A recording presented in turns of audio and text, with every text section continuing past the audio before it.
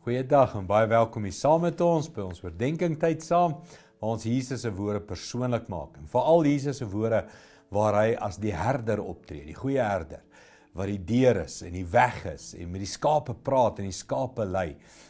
Hoor hierdie vers Johannes 10:10, een van die grootste versies wat ek as tiener in my lewe al geleer het.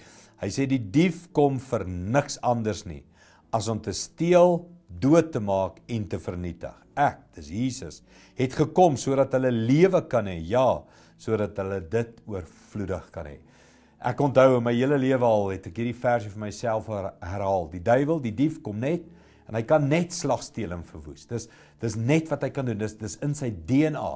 Slag, steel en verwoes. Maar Jesus en sy DNA is ek het gekom dat jy lewe kan hê en lewe in oorvloed, abundance. En hierdie is daai keuse. Dis na wie gaan jy luister? Wie gaan jy volg?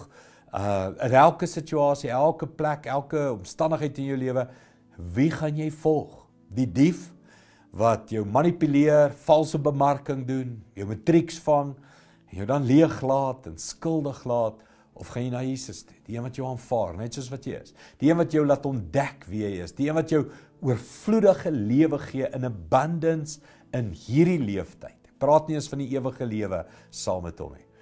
Wie gaan jy volg? Die dief of Jesus? En hy stel dit so duidelik vir jou. Ek wil vir jou lewe gee. Kies nou en bid dit saam met my. Hemelse Vader, ons almal het al soveel keer beleef hoe die dief ons teleurstel. Hy beloof ons dinge, ons volg hom, ons luister en dan kry ons seer. Ons doen sonde, jaag plesier en dan is ons leeg. Maar Jesus, U bring vir ons lewe en lewe in oorvloed. U gee vir ons 'n innerlike vervulling wat ons nie kan meet nie. Dankie daarvoor. Ons kies die lewe. Ons kies Jesus. Dankie daarvoor in Jesus naam. Amen. Goed gaan. Sien jou weer.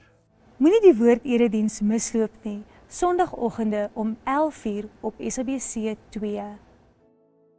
Om by te dra tot hierdie bediening, SMS die woord na 49724.